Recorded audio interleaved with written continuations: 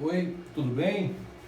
Eu sou o professor Dimas Messias de Carvalho, sou autor jurídico da editora Del Rey, autor do livro Direito das Famílias e também Direito das Sucessões, e sou professor de Direito de Família e Direito das Sucessões da Universidade de Alfenas, Unifenas, no campo de Campo Belo, no curso de Direito. Em razão do coronavírus, nós estamos atravessando essa grande dificuldade de ter as aulas presenciais.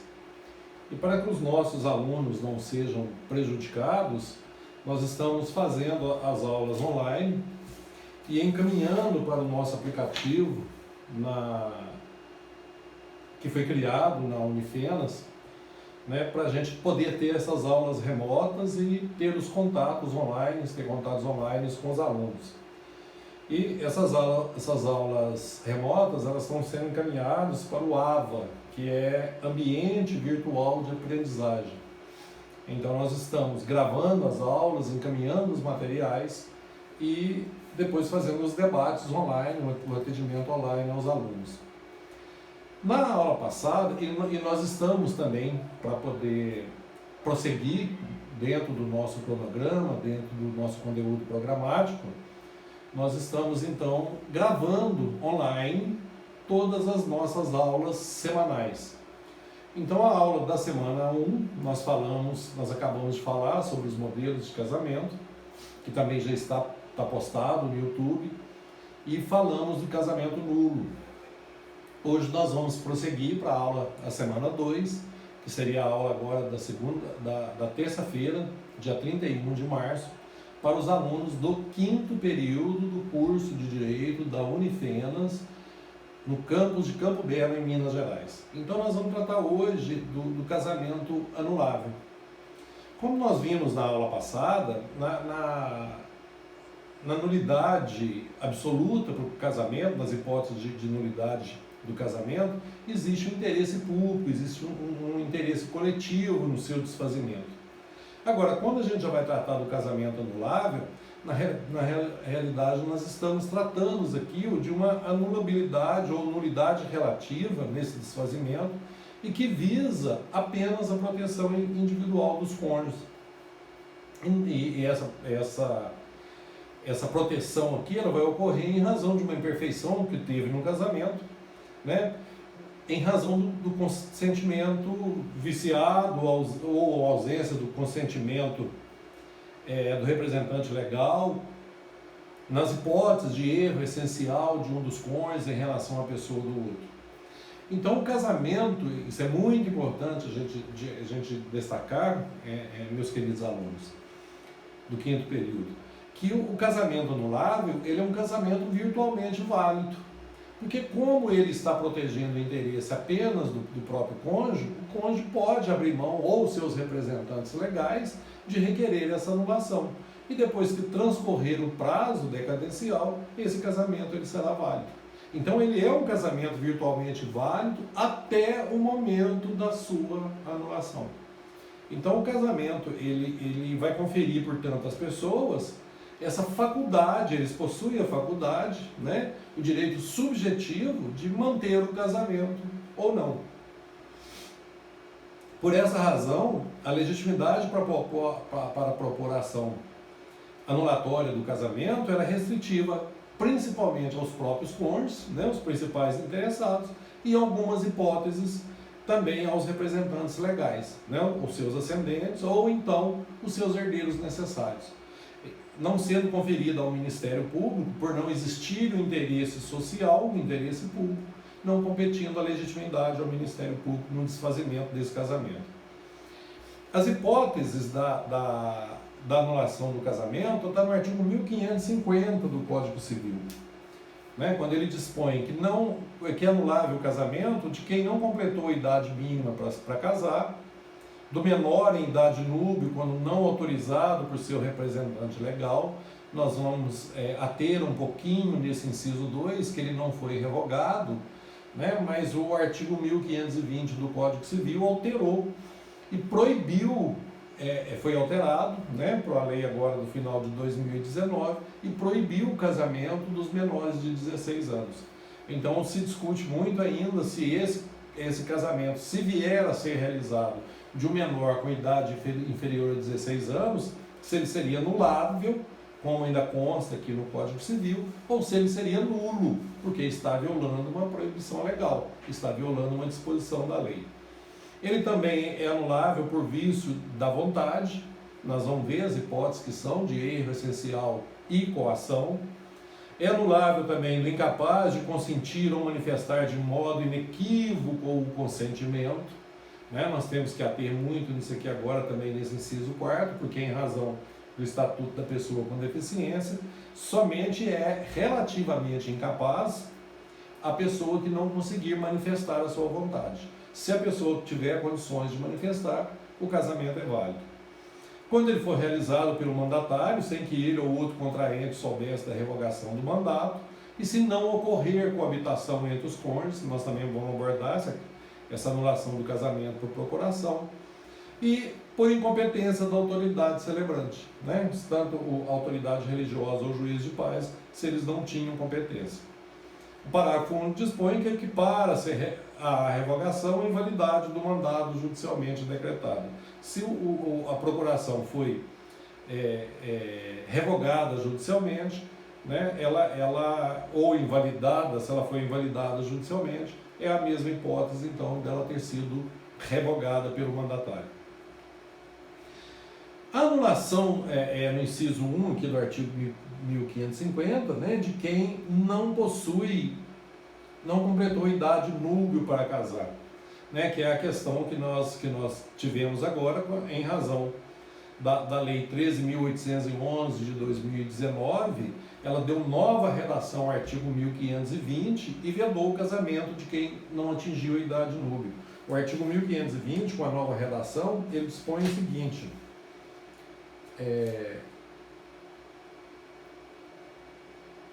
que é proibido o casamento sob qualquer hipótese da pessoa do menor de 16 anos de idade, né? Então ele vedou o casamento infantil expressamente, né? Então nós teremos que rever, porque o artigo 1551 do Código Civil, ele dispõe que não se anulará por motivo de idade o casamento de que resultou de gravidez.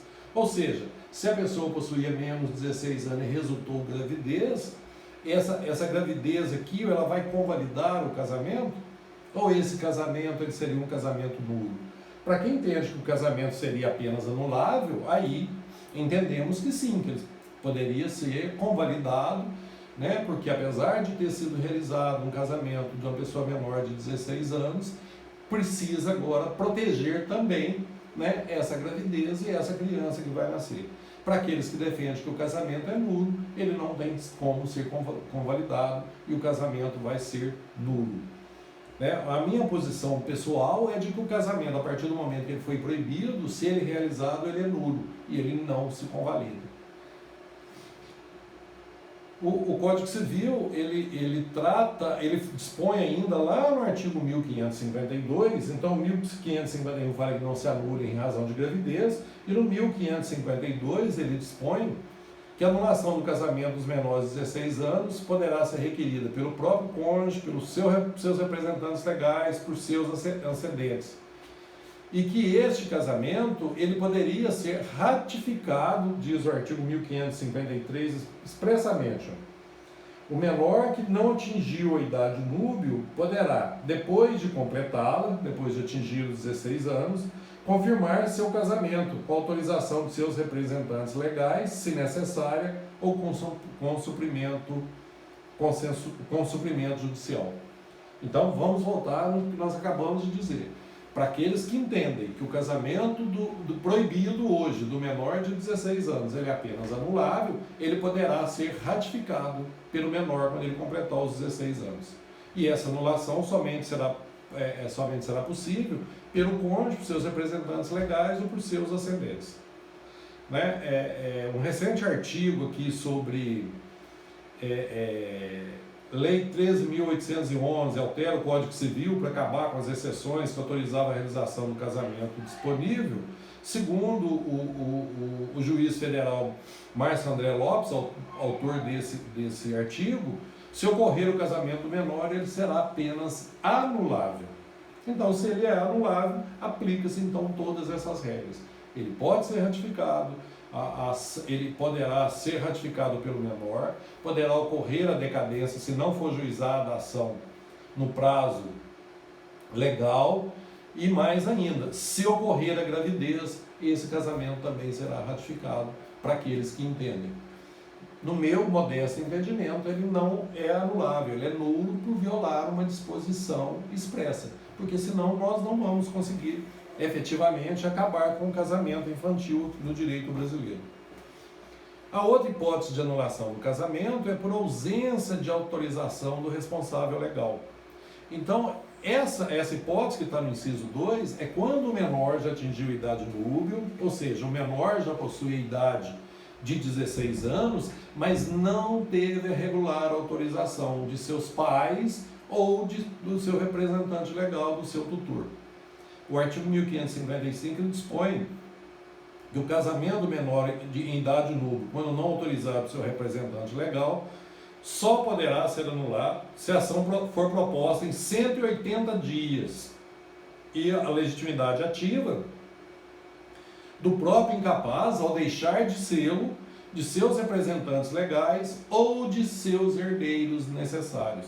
Como, por exemplo, o menor de 16 anos que ainda não tenha filho, mas tem os pais e vier a falecer antes desse prazo de 180 dias, quando ele deixou de ser incapaz.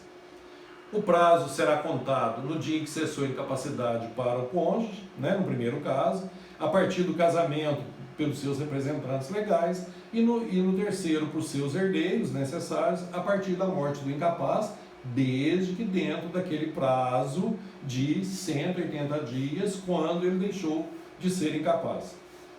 Não se anulará o casamento quanto à sua celebração houver assistido os representantes legais do incapaz. Isso aqui, na realidade, é o que nós chamamos de ratificação tácita.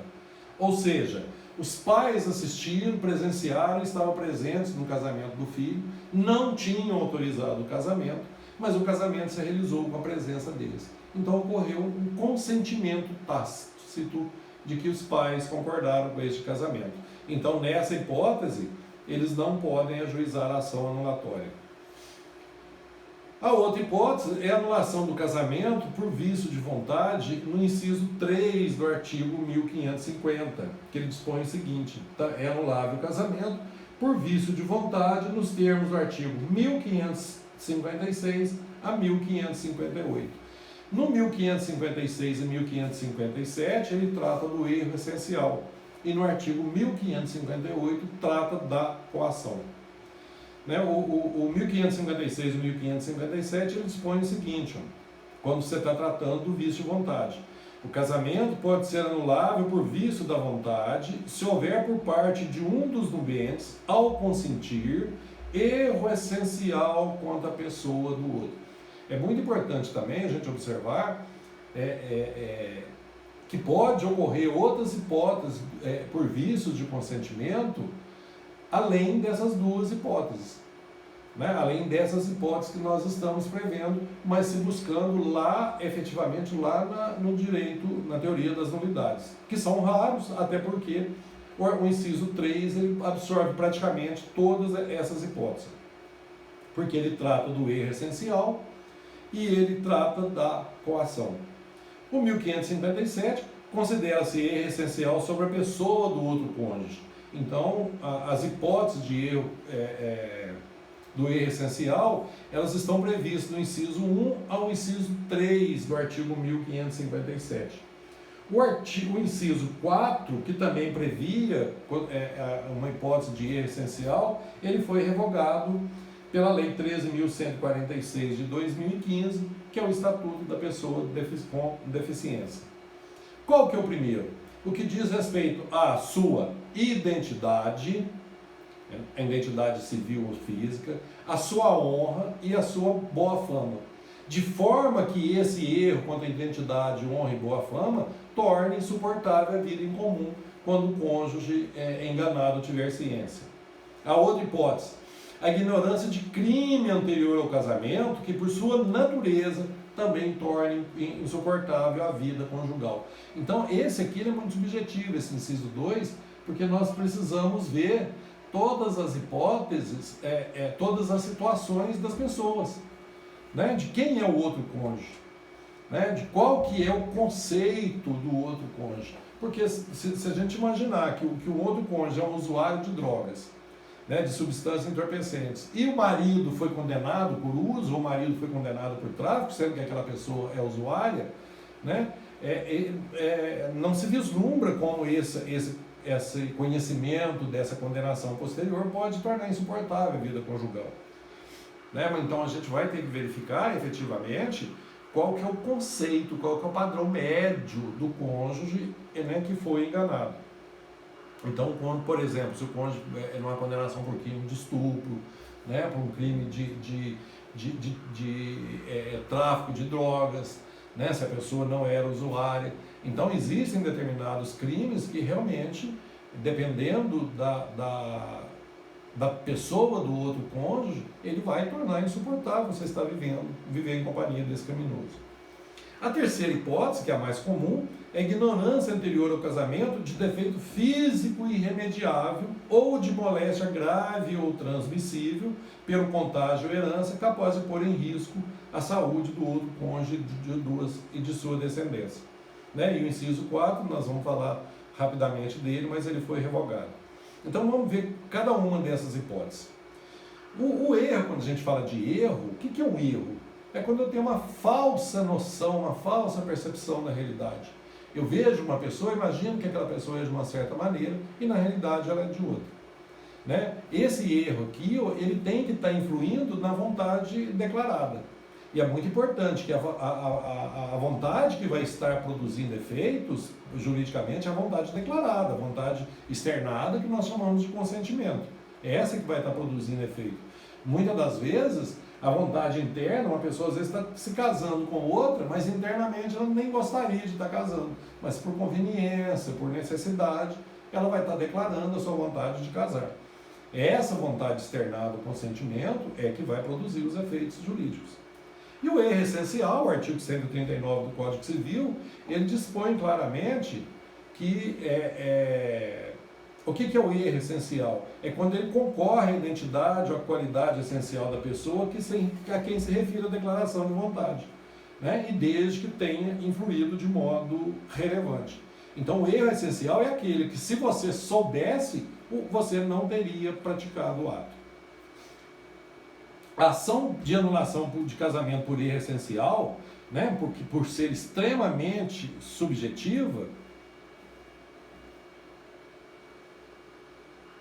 ela é personalíssima, tanto na hipótese de coação, quanto na hipótese de erro essencial. Porque só o próprio cônjuge que sofreu essa coação ou que sentiu esse erro é que vai poder avaliar se efetivamente não consegue conviver com essa outra pessoa.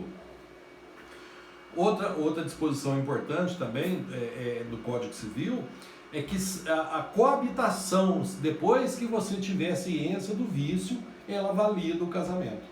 As ressalvas que são apenas lá nas hipóteses do artigo 1557, nos incisos 3 e 4. O que é o 1557, 3 e 4?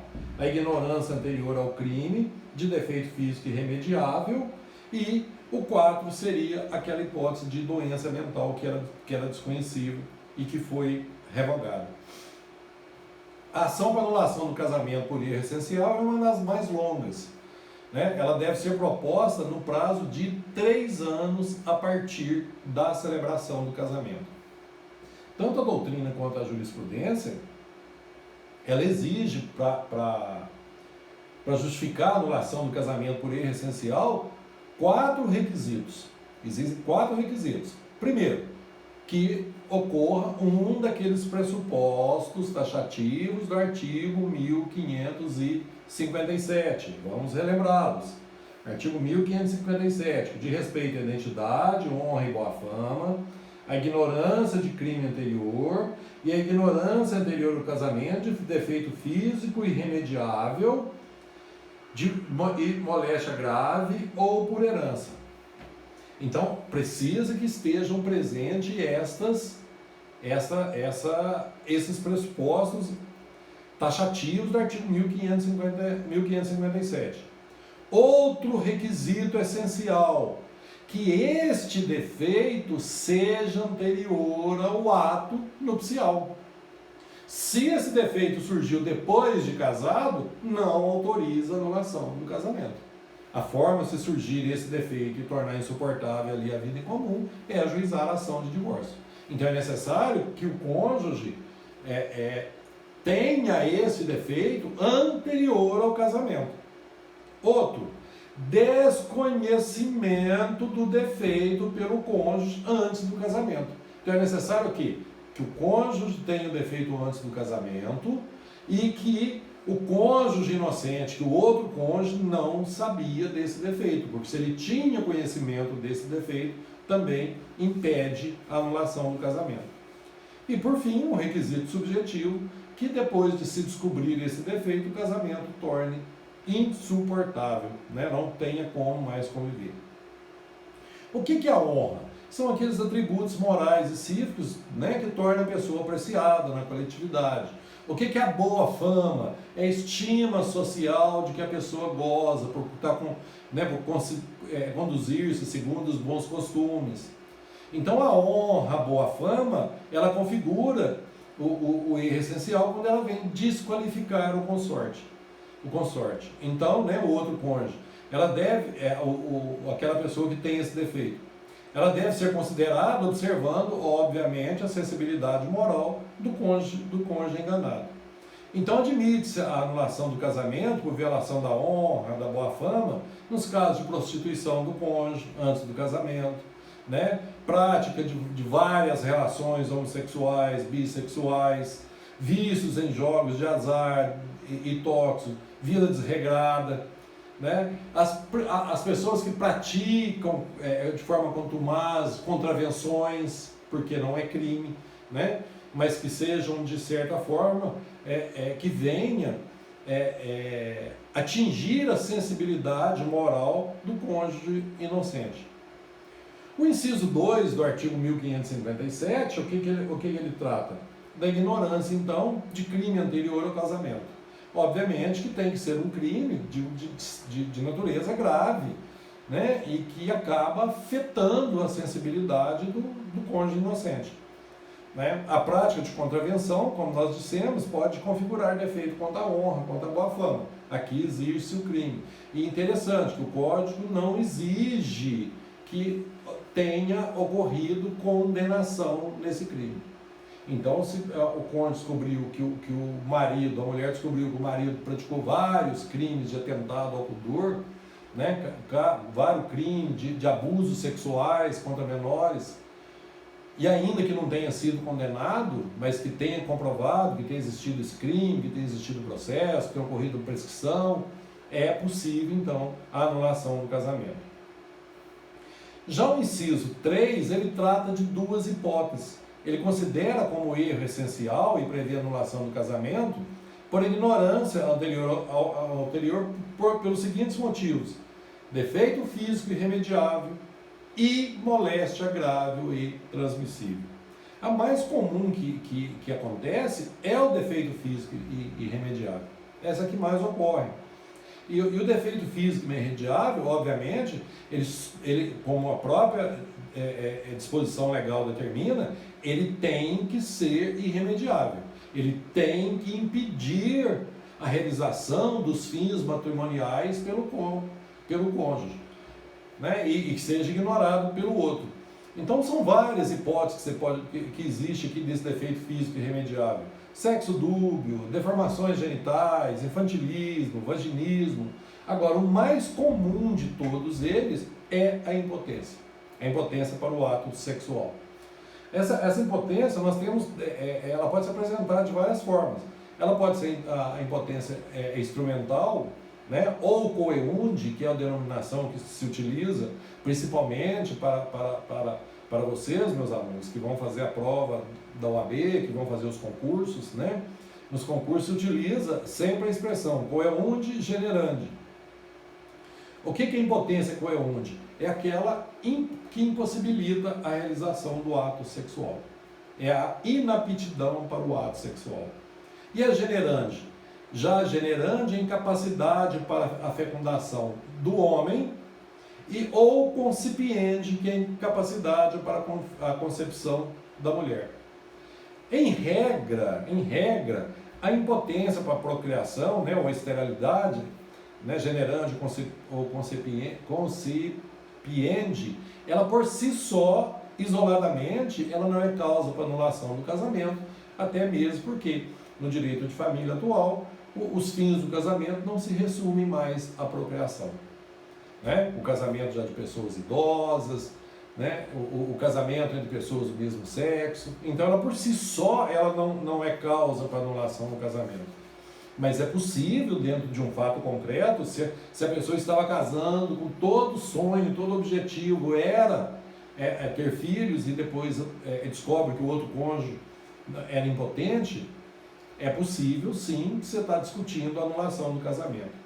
Agora, a que autoriza, né, na jurisprudência, na doutrina, é a anulação do casamento, é a impotência coeúnde, a impotência instrumental, né, por causa da presunção, né, de que com o casamento, né, você vai existir a coabitação, você vai existir uma vida em comum, você vai viver juntos e você vai estar buscando a sua satisfação sexual no casamento.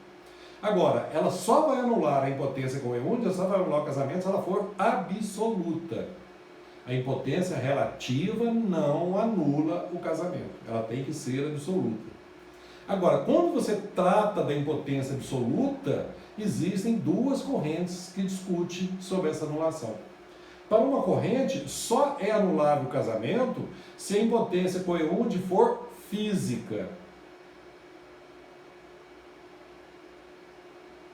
O que é a impotência coeúnde física? Aquela que não admite a reparação, não admite culpa, não se admite cura, né? Como sexo impróprio, impossibilidade de ereção, por questões físicas, por questões biológicas. Então, se a pessoa tiver essa impotência orgânica aqui, ou em causas físicas e absoluta, o casamento será anulado. Agora, uma segunda corrente, ela admite a impotência psíquica. Ou seja, eu não tenho um problema de saúde, eu não tenho um problema físico, eu não tenho um problema orgânico, mas por questões psicológicas eu não consigo ter relações sexuais, eu não consigo ter ereção. Né? Isso aplica tanto se na mulher que não aceita de forma nenhuma, por questões psicológicas, não aceita de forma nenhuma a manutenção de relações sexuais, quanto ao homem que não consegue ter, principalmente quanto ao homem que não consegue ter ereção. E o interessante aqui é que essa corrente também se divide em duas. Uma, essa impotência, ela tem que ser genérica, ela tem que ser absoluta com todas as pessoas. Já uma outra corrente, e nós já tivemos um caso concreto disso, durante, não mais como advogado, que eu sou atual, advogado especialista em direito de família, mas como promotor de justiça, em que o homem ele tinha uma impotência absoluta psíquica com a esposa, ele não conseguia ter relações sexuais com a esposa, mas ele conseguia ter relações sexuais com outras mulheres, tanto que ele possuía um filho.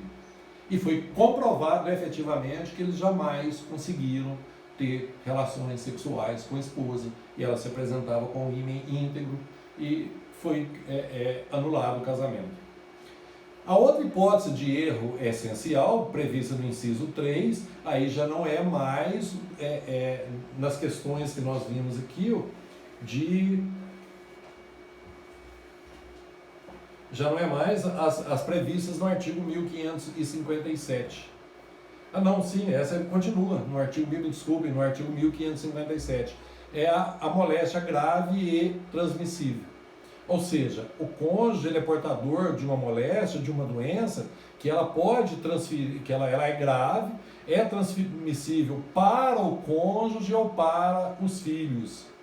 E é muito interessante, não é necessário que o cônjuge tenha, o cônjuge que possui a doença, tivesse conhecimento dessa doença. Então pode ocorrer de existir um casamento e depois do casamento, quando eles estavam se preparando para ter filhos, né, para a esposa engravidar, quando fez os exames, descobriu-se que o marido era portador de AIDS, era portador de sífilis, né, era portador de tuberculose. Então, não é necessário que ela seja incurável, basta que ela seja grave, basta que ela seja transmissível. Então, existindo essa doença que o cônjuge inocente não tinha conhecimento, né, o casamento pode ser anulado. Então, os exemplos que nós damos são esses: sífilis, tuberculose, AIDS. A sífilis, anos atrás, ela tinha a mesma letalidade em que se tem a AIDS hoje, né? Porque ela não tinha cura. O inciso 4 do artigo 1557, como nós dissemos, ele foi revogado pelo Estatuto da Pessoa com Deficiência. E ele autorizava o reconhecimento do erro essencial por ignorância anterior ao casamento de doença mental grave, que por sua natureza torna insuportável a vida em comum ao cônjuge enganado.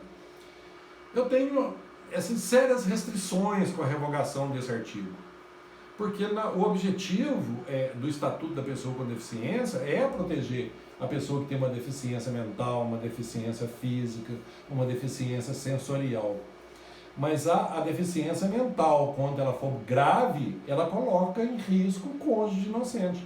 E nós podemos dar aqui como exemplo a esquizofrenia, o sadismo, a psicopatia, né? Então, é extremamente perigoso você estar convivendo com uma pessoa psicopata, uma pessoa sádica.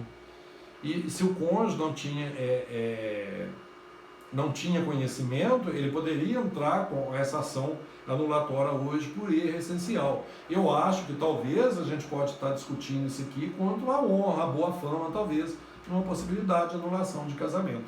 Eu tenho muitas restrições por ter sido revogado esse artigo.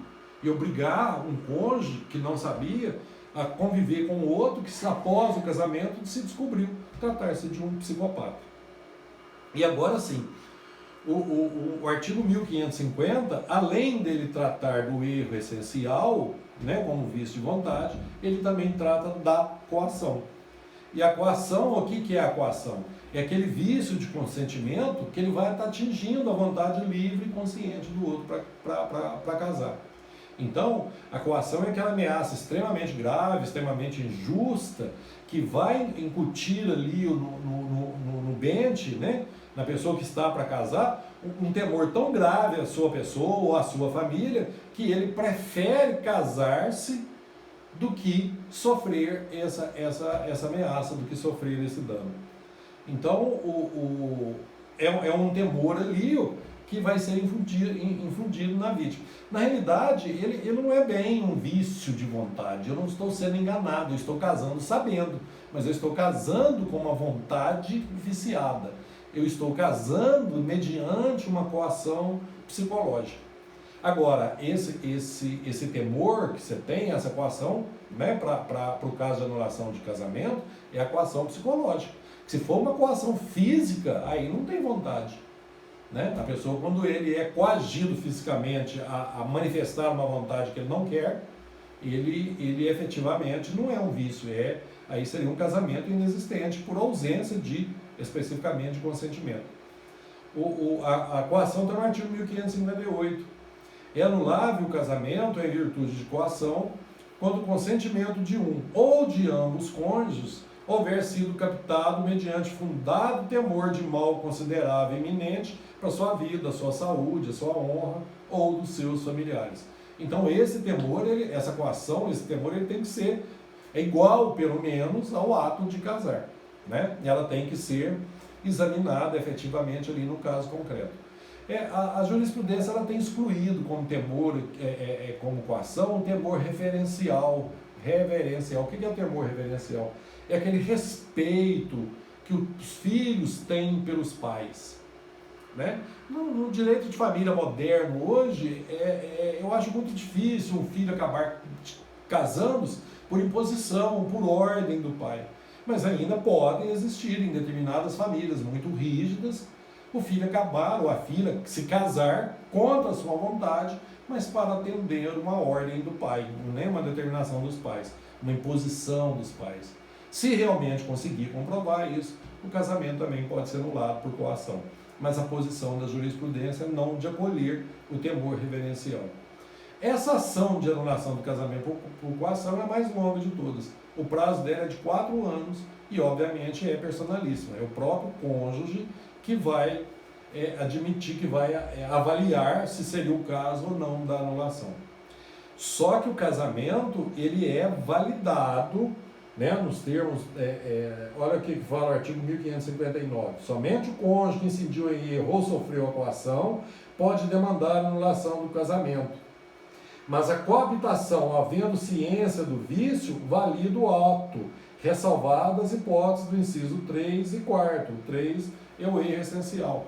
Na realidade, o que esse artigo está dizendo? Que se a pessoa foi coagida, mas depois do casamento ela continuou convivendo e não mais existindo aquela coação, o casamento ele se convalida e não pode mais ser anulado.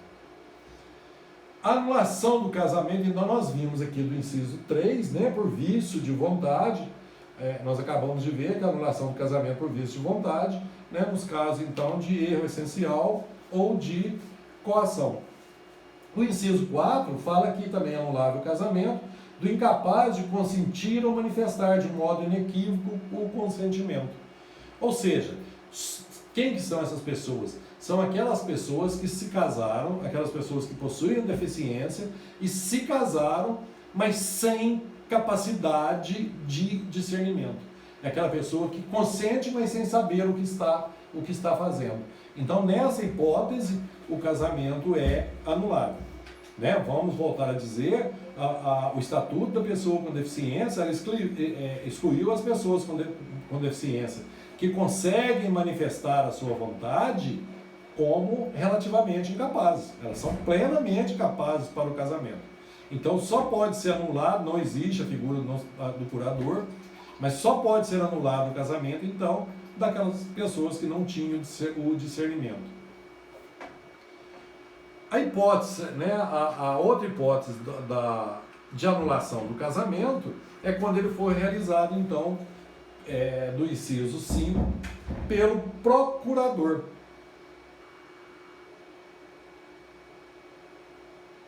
Em que o casamento ele é realizado pelo procurador quando o mandante já tinha revogado a procuração. Então é aquele realizado sem que ele, o contraente, soubesse da revogação do mandado e não sobrevindo coabitação entre os cônjuges. O mandante, o que concedeu a procuração, ele tem um prazo de 180 dias para requerer a anulação do casamento, não a partir do casamento, mas da data em que ele teve ciência. Desde que não tenha ocorrido coabitação com o cônjuge. O que é a coabitação? Vida em comum.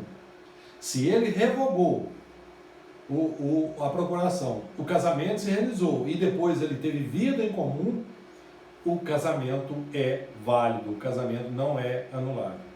Se ele revogou o testamento e o mandatário, né, o procurador e o outro cônjuge sabiam que ele tinha revogado o mandato e eles mesmo assim se casaram, aí não existia mais procuração. Então esse casamento ele é um ato inexistente, é um casamento inexistente, não anulável. E por fim, no inciso 6, é anulável também o casamento por incompetência da autoridade celebrante. Né? O artigo 1554, ele dispõe, entretanto, que se quem celebrou esse casamento, mesmo não tendo a competência, ele exercia publicamente as funções de juiz de casamento, e nessa qualidade foi registrado o casamento no cartório de registro civil, o casamento é mantido, o casamento é válido. O prazo para ajuizamento da ação anulatória do casamento celebrado pelo procurador, com a procuração revogada, é de 2 anos. Quais são os efeitos do casamento anulável?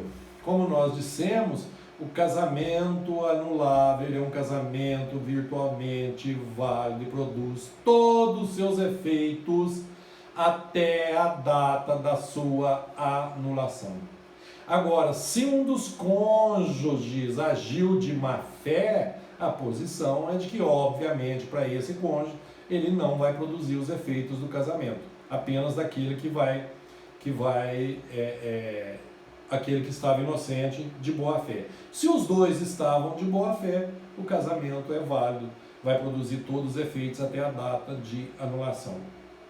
Apenas para a gente registrar, né, como história, o Código Civil de 1916 ele admitia mais uma causa de anulação de casamento, que era o chamado adultério precoce, né, de extremo machismo e discriminatório com as mulheres, em que ele dispunha que se o casamento fosse realizado e a mulher já tivesse sido desvirginada antes do casamento, por isso adultério precoce, né, tivesse ocorrido defloramento anterior ao casamento ignorado pelo marido, ele poderia, no prazo de 10 dias, requerer a anulação do casamento. Né? Obviamente, extremamente discriminatório e não foi mantido, obviamente, no Código Civil de 2002.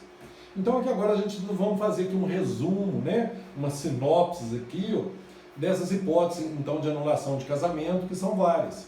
Né? Vamos ver aqui todas elas de forma bem resumida. Então, a anulação do casamento, ela pode ocorrer por ausência de idade núbio, né, no artigo 1550, inciso 1, ressaltando que o casamento em idade núbio, esse casamento hoje, ele é proibido.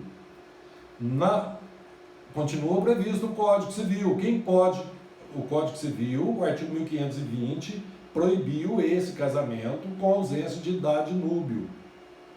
Mas vamos até corrigir aqui, para não ficar qualquer dúvida.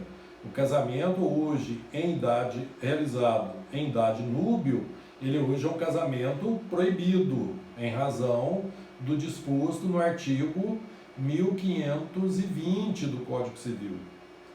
Proibido. Artigo 1520 do Código Civil. Então, esse casamento hoje, ele não pode mais ser realizado. Entretanto, se ele vier a ser realizado, quem pode requerer a ação anulatória é o próprio cônjuge menor, seus representantes legais ou ascendentes do menor. O prazo para a propositura da ação anulatória é de 180 dias, quando ele contar os 16 anos para o menor, 180 dias a contar da celebração para as demais pessoas, com a seguinte ressalva: no nosso entendimento, esse casamento ele é nulo. Sendo nulo, ele não possui prazo para propositura de ação e qualquer interessado do Ministério Público poderia ser legitimado para a ação. A outra hipótese, ausência de autorização dos representantes legais do menor. Qual menor? O menor de 18 e maior de 16, aqueles que possuem idade núbio. Quem que pode ajuizar? O menor, ao deixar de ser, então pela redação do Código Civil, quando ele tiver 18 anos, seus representantes legais, e se ele vier a falecer antes de completar os 18 anos e o transcurso do prazo de 180 dias, os seus herdeiros necessários. É o que está aqui nos prazos.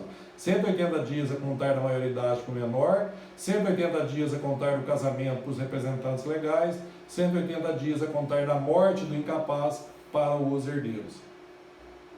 A outra hipótese de anulação do casamento, né, por vício de vontade, que vai ocorrer por erro essencial, né, quem pode ajuizar a ação? Só o cônjuge que incidiu em erro, no prazo de 3 anos a contar da celebração, então essa ação é personalíssima.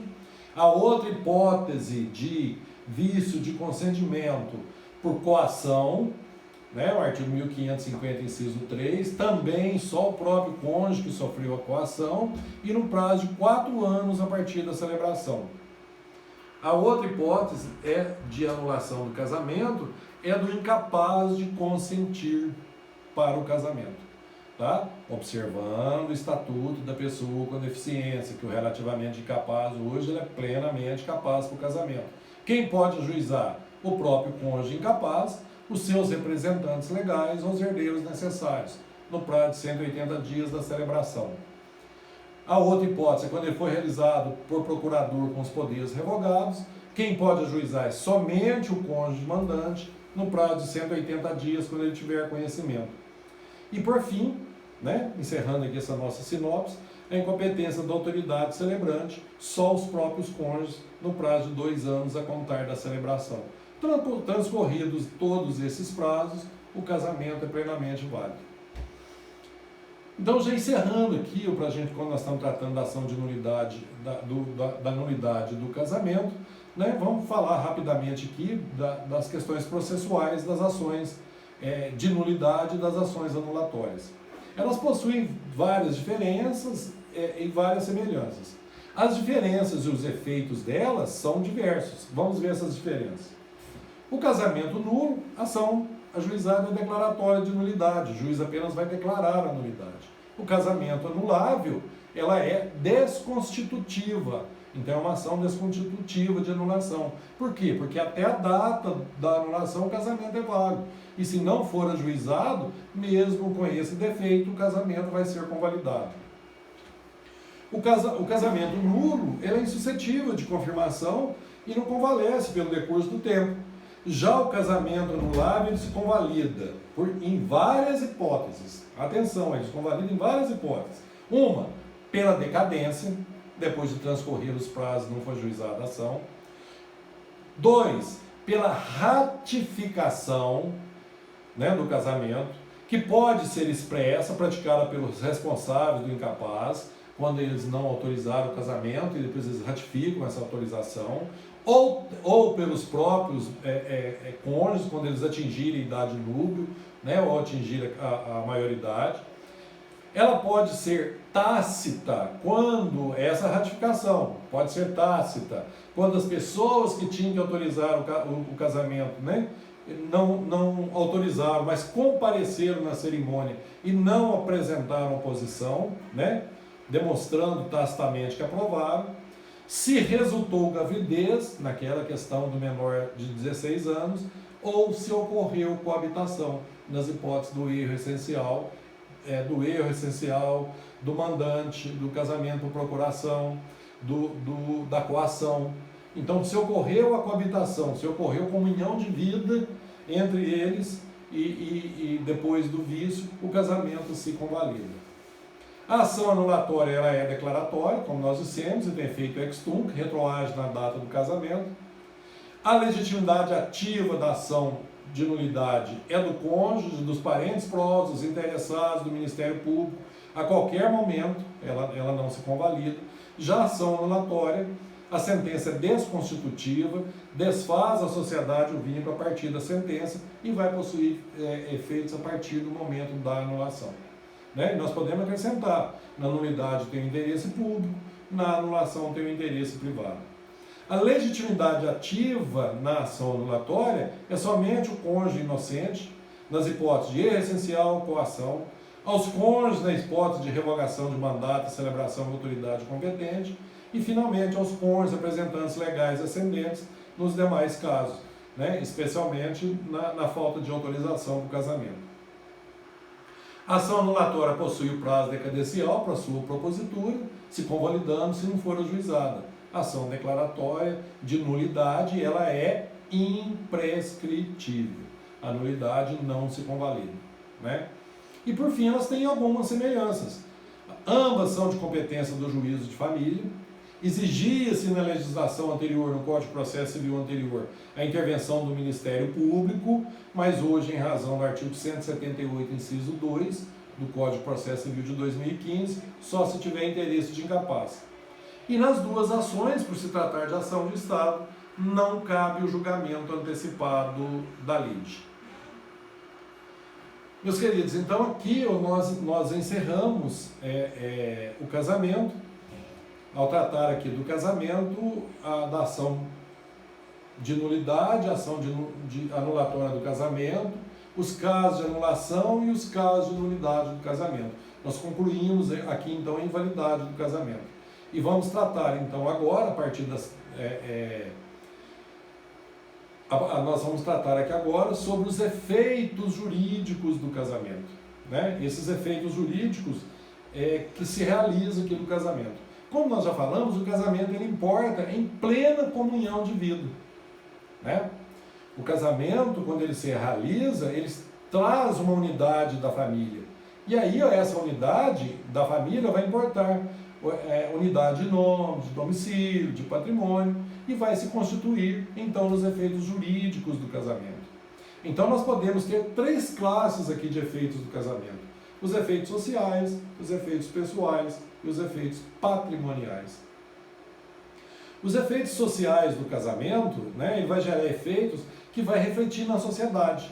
Quando ocorre, o que são os efeitos sociais? É aquele que vai ter reflexo na sociedade como um todo, né? E quais que seriam esses reflexos? Primeiro, a emancipação do cônjuge menor de idade. Com o casamento, aquele cônjuge menor de 18 e maior de 16, que não podia praticar sozinho com terceiros os atos, precisaria ter assistência do seu responsável legal, ele já pode praticar livremente esses atos.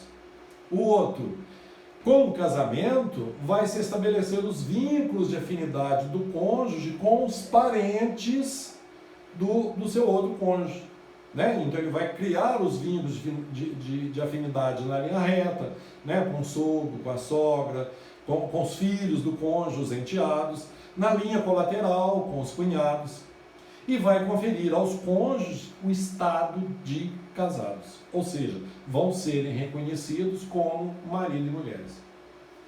Os efeitos pessoais do casamento são aqueles que vão estar atingindo apenas os cônjuges, propriamente os cônjuges. São as suas relações íntimas, são os seus deveres recíprocos, né? E o código ele acaba incluindo lá no artigo, no inciso 4, que não precisaria estar incluído aqui, né, as suas relações com os filhos, porque na realidade isso aqui é a relação que está no poder familiar, né, da paternidade responsável. O artigo 1566, ele prevê então que são deveres de ambos os cônjuges: a fidelidade recíproca, a vida em comum no domicílio casal, a mútua assistência, sustento, guarda e educação dos filhos, e o respeito e a consideração mútuos. A fidelidade recíproca, ela importa aqui um dever moral e jurídico, né, em razão do caráter monogâmico do casamento, ou seja, abster-se de praticar relações sexuais com terceiros. A vida em comum no domicílio conjugal ou coabitação, né, essa vida em comum aqui é o principal, talvez, característica do casamento. Né? É a partir do momento em que você se casa, ele importa em plena comunhão de vidas. Então a vida em comum é a comunhão de vida. A coabitação é a existência da comunhão de vida, que pode, né, ou seja, de viverem juntos no mesmo local, na mesma casa, apesar de excepcionalmente um ou outro precisar, ou ou por acordo entre eles, morarem em casas separadas, mas eles terem a plena, como mesmo assim em casas separadas, existir uma comunhão de vida, existir um partilhamento dos ideais no dia a dia, o enfrentamento das dificuldades, das alegrias, né? E assumindo ali no interesse do casal, no interesse dos filhos, a direção dessa sociedade conjugal. A vida em comum ou a coabitação importa também a manutenção de relações sexuais, né? O que é chamado de débito conjugal, apesar de crítica aí de alguns doutrinadores, no sentido de que a coabitação não importa em débito conjugal. Até porque existem pessoas que se casam e não vão ter relações sexuais, né? Como idosos, etc. O domicílio ele tem que ser escolhido como um acordo, né? Sempre buscando os melhores interesses entre os cônjuges. Antes era o marido que fixava. Agora, já o sustento, a guarda, né, o dever de sustento, guarda e educação dos filhos, isso não é somente deveres entre os cônjuges, como nós acabamos de falar, mas é um dever em razão do poder familiar. Os pais são obrigados a criar, educar e cuidar dos filhos, né? Aqui ele não está apenas aqui em relação aos cônjuges, mas também na relação entre pais e filhos em face da paternidade responsável. A direção da sociedade conjugal ela é sempre exercida pelo casal no interesse da família, né, conforme expressamente dispõe aqui o artigo 1567. ela vai ser exercida em colaboração entre os dois. Se tiver alguma divergência, né, o juiz é que vai ter que decidir, buscando sempre o melhor interesse da família. O que é a mútua assistência, também o dever de mútua assistência, respeito e consideração mútua? É extremamente importante esse dever. É o dever de solidariedade, né? O dever que deve existir entre o casal. A gente pode incluir aqui o dever de socorro, que apesar que alguns preferem até tratar o dever de socorro, da tamanha sua importância de separado. Então, essa solidariedade aqui, ela não é só uma solidariedade material, econômica, mas uma solidariedade moral, espiritual, né? Os cuidados pessoais de um cônjuge com o outro, né? O socorro ali nas desventuras, nas moléstias, o apoio nas diversidades, auxílio constante nas dificuldades, nas vicissitudes da vida. E os cônjuges aqui, cabe a eles, em conjunto, estar exercendo o poder doméstico aqui, e os dois estar auxiliando ali em razão da mútua assistência, um ao outro aqui. Os cônjuges são obrigados a concorrer na proporção de seus bens e dos rendimentos do trabalho para o sustento da família, educação dos filhos, qualquer que seja o regime patrimonial. Mesmo no regime de separação absoluta de bens, se mantém o dever de mútua assistência, o dever de colaboração. Cada cônjuge aqui, agora eu já fui, cada cônjuge aqui, ele deve, obviamente, consultar o outro antes de usar o seu poder na direção da sociedade conjugal, né? Sempre está buscando o melhor interesse do casal, tem que responder solidariamente pelas dívidas, para as coisas necessárias à economia doméstica. Nós vamos ver que qualquer um dos cônjuges pode comprar a prazo as coisas necessárias, e ambos são os responsáveis. Ambos os cônjuges podem acrescer. No código anterior, a mulher podia acrescer aos seus o nome de família do marido, os apelidos do marido. Hoje, tanto o marido pode adotar o sobrenome da mulher, como a mulher pode adotar o sobrenome do marido. Os efeitos patrimoniais do casamento, ele vai estar principalmente aqui na questão do regime de bens. Mas ele possui consequências não apenas no regime de bens, mas nas obrigações recíprocas de sustento, né? No dever recíproco de socorro, no regime de bens, no direito sucessório, um cônjuge passa a ser herdeiro ou meieiro do outro, e nas doações. O regime de bens, ele começa a vigorar no momento, a partir da celebração do casamento, ele vai se extinguir com o fim da dissolução da sociedade conjugal, que pode ocorrer pela separação ou pela dissolução do casamento, que pode ocorrer pelo divórcio. O que outorga? Outorga é a autorização. Outorga uxória, outorga da mulher, autorização da mulher. Outorga marital, autorização do marido. Então, o que outorga uxória e marital? E por que ela está lá dentro dos efeitos patrimoniais?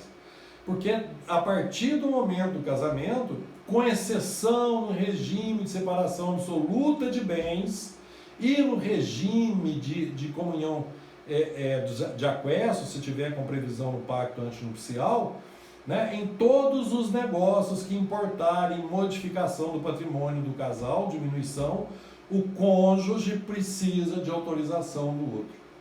Assim, é necessária a autorização de um dos cônjuges casados no regime de comunhão de bens, comunhão parcial de bens, participação final nos aquestos. O que é necessário? É necessário a autorização do outro, outorga, para vender, né, alienar, ou gravar de ônus os bens imóveis. Então, o cônjuge, para vender, para poder gravar, ele precisa pleitear nas ações judiciais acerca desses bens ou direitos. Então, é por isso que é necessário todas as ações que tiver patrimoniais e todas as ações a respeito de bens imóveis, você tem que citar o outro cônjuge. Outro, todas as vezes que o marido ou a esposa for prestar fiança ou aval, é necessária a autorização do outro. E mais ainda, para fazer a doação, exceto se for remuneratória, de pagamento do serviço, de bens comuns ou que possa integrar a futura meação, é necessária a autorização do cônjuge. O Código Civil aqui, ele inovou quando ele excluiu a exigência de outorga do marido ou custódia da mulher nos negócios do regime de separação de bens e no regime de participação de final nos aquestos, mas desde que conste expressamente no pacto antinupcial. No Código anterior, mesmo o regime de separação se exigia. Se um dos cônjuges se negar a dar essa autorização, essa outorga, injustificadamente, por capricho, o outro cônjuge pode requerer ao juiz o suprimento judicial. Nos atos normais, de administração normal do patrimônio, os cônjuges não precisam de autorização do outro. Em que ele não precisa? Quando ele for praticar todos os atos de disposição e de administração necessários ao desempenho de sua profissão. Então, todas as vezes, salvo se ele for vender, né? No caso de vender bens aqui, no artigo 1647, no inciso 1 do artigo 1647, ressalvado o disposto no artigo 1648, nenhum dos cônjuges pode ser autorização do outro, exceto no regime de separação, alienar ou gravar de ônus reais. Né? Então, se for bens, mesmo que tiver, se for precisar vender bens imóveis, ele não precisa. Não precisa de autorização do outro para administrar os seus bens próprios, seus bens particulares. Não precisa de autorização do outro para desobrigar ou reivindicar os imóveis que tenham sido gravados ou alienados sem o seu consentimento, quando você for entrar com as ações anulatórias ou sem o suprimento judicial. Para poder rescindir os contratos de fiança e doação ou invalidar os avais realizados pelo outro cônjuge sem autorização. 5. Reivindicar os bens comuns, móveis ou imóveis doados pelo outro cônjuge ao concubino, né? Ou seja, ao amante ou à amante, desde que provado que os bens não foram adquiridos pelo esforço comum deste, se o casal estiver separado de fato por mais de 5 anos. Aqui existe um conflito grave do direito sucessório com o direito de família. Ao se exigir aqui o prazo de 5 anos de separação de fato do cônjuge para você constituir uma união estável. Como nós já vimos lá no direito de família, se o cônjuge estiver separado de fato e ele passar a viver com outra pessoa, constitui-se união estável. Né? E não existe mais prazo especificado. Então, portanto, se o cônjuge estiver separado de fato e viver com outra pessoa, ele não precisa, não existe mais concubinato, existe união estável. Então, portanto, os bens não são anuláveis. Tá?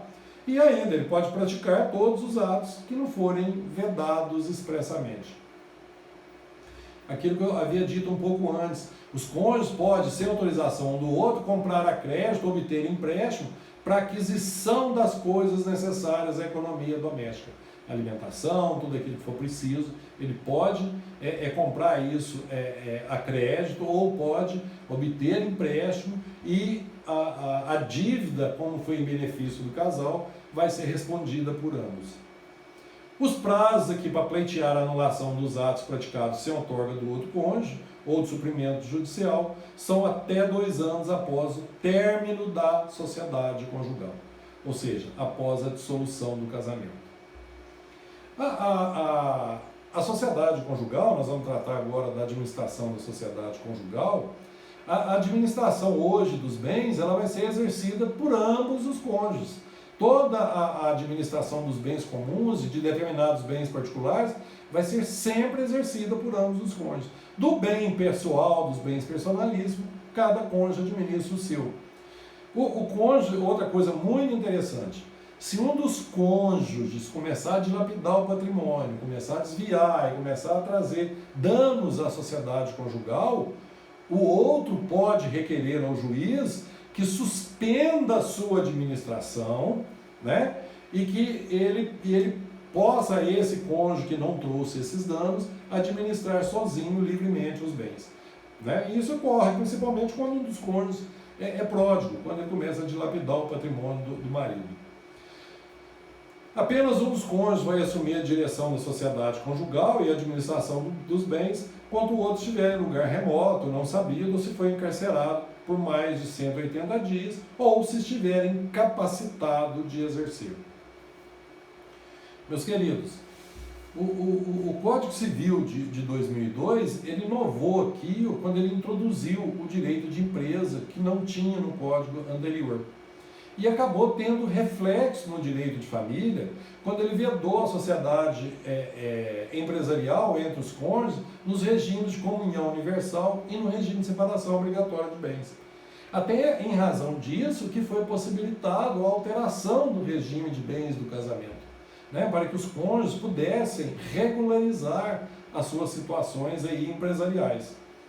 O que fala o artigo 977? Faculta-se aos cônjuges contratar sociedade entre si ou com terceiros, desde que não tenham casado no regime da comunhão universal de bens ou na de separação obrigatória. Então, os cônjuges, eles podem ser empresários, sócios, somente nos regimes de comunhão parcial, no regime de participação final nos aquestos e no regime de separação convencional de bens. No regime de comunhão universal e no regime de separação obrigatória é vedado. Uma coisa muito importante, o dia está tratando aqui, né, principalmente do direito de família e de regime de bens, é de que não se pode confundir sociedade empresarial com sociedade conjugal, como nós acabamos de dizer aqui dos efeitos, né, dos cônjuges aqui no regime de bens. O cônjuge, ele, empresário, quando ele estiver atuando na sua empresa, ele não precisa de autorização do empresário, de seu cônjuge, para comprar, vender e dispor de bens imóveis da empresa.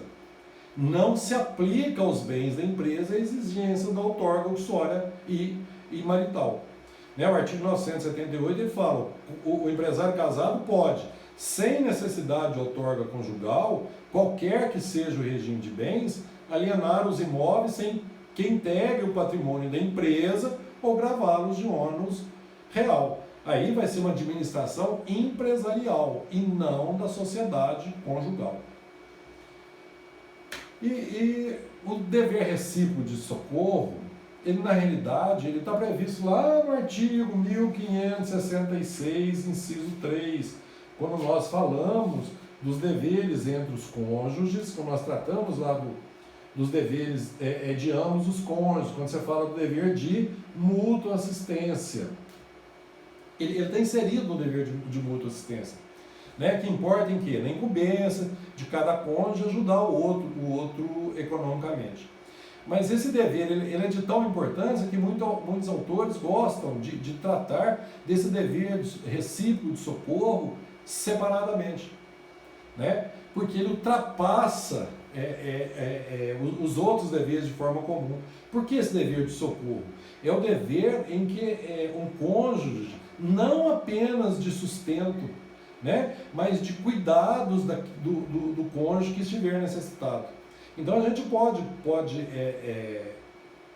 ressaltar aqui, por exemplo, um cônjuge no regime de separação de bens, absoluta de bens, em que um dos cônjuges acaba estar com uma doença e que o patrimônio dele não é suficiente para ele fazer esse tratamento. E mesmo sendo regime de separação absoluta de bens, em razão do dever recíproco de socorro, o outro cônjuge tem que economicamente dar essa assistência pecuniária ao outro consorte, né? É uma obrigação de dar, que vai abranger ali o sustento, prestações econômicas, prestações de alimentos, mas principalmente as prestações aqui nas adversidades, aqui nas doenças. Então esse dever é de ambos, não existindo mais a figura ali do marido provedor. A cada cônjuge, né, cabe a cada um dos cônjuges estar contribuindo ali para as despesas do casal, mesmo se o regime for de separação de bens. O artigo 1668 ele faz uma exceção em que um dos cônjuges possa deixar de contribuir com o outro se tiver previsto no pacto antinupcial. Né? Ele tem essa previsão, no artigo 1688, ele permite o seguinte, ó, ambos os cônjuges são obrigados a contribuir para as despesas do casal na proporção dos rendimentos do seu trabalho e de seus bens, salvo estipulação em contrário no pacto antinupcial. Então, no pacto, os cônjuges podem dispor qual deles que vai fazer as despesas do casal, né? Mas esse pacto, ele é de uma interpretação restrita entre o casal, desde que a situação econômica do responsável suporte. Porque se ele chegar numa situação de não conseguir fazer isso, cabe ao outro cônjuge também esse dever de recíproco de socorro, de socorrer o outro e principalmente estar socorrendo a família. Então nós encerramos aqui a aula da semana 2, né, no curso de Direito aos alunos do 5º período do curso de Direito da Unifenas, do campus de Campo Belo, em que nós tratamos hoje então das causas de anulação de casamento, das ações de nulidade, as ações de anulação e dos efeitos do casamento, né, dos efeitos sociais, efeitos pessoais, efeitos patrimoniais. Já na semana 3, da próxima aula, nós vamos começar a tratar então sobre o regime de bens. E eu até estou registrando aqui que nós temos no YouTube, se vocês pesquisarem no YouTube, eu tenho aulas gravadas na TV Justiça, lá do Supremo Tribunal Federal, e eu tenho uma aula específica sobre regime de bens, que caso queiram, já podem já ir assistindo, para quando nós postarmos a semana 3, nós teremos então essa aula, já que já está produzida e que já está no YouTube. Um grande abraço a todos.